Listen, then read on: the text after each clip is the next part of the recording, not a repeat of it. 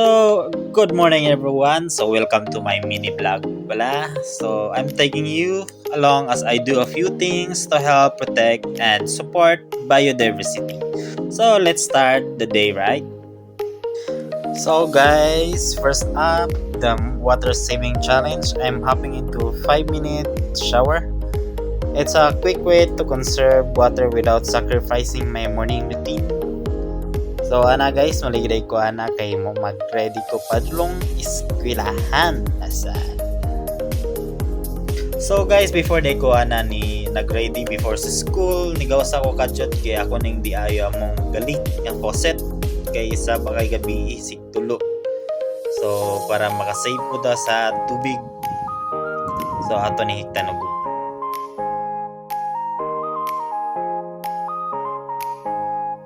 Guys, before day ko ana ni Mulakaw pa dong eskwelahan, ako sa hindi sit up akong rainwater collector kay basing ulan nun ya.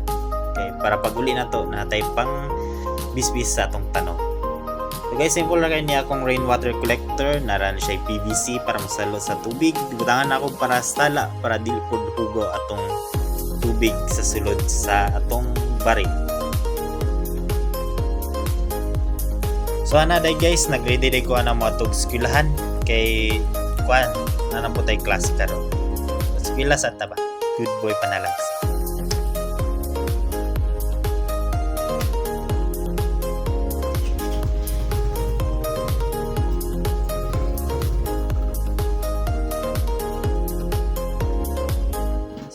Ana guys, niabot ako sa eskwelahan sa NBSC.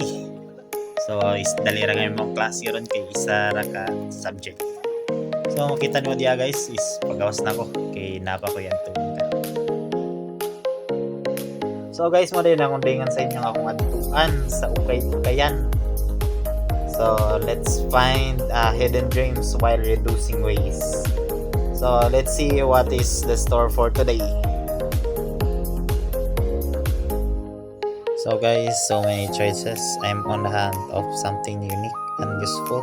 Drifting is like a treasure hunt, but good for planet.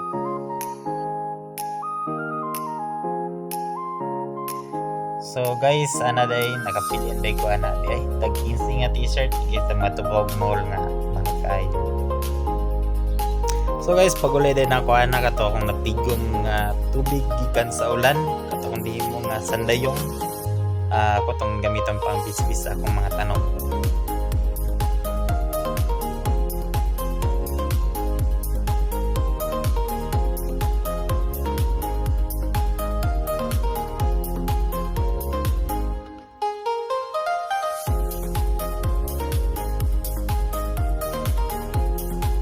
Guys, dilirang po pang bisbis ang rainwater. Pwede po niya siya pang washing ng motor, even pang clean sa inyong patio.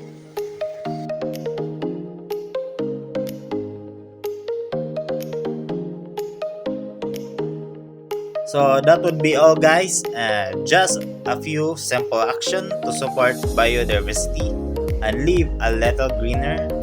Every small effort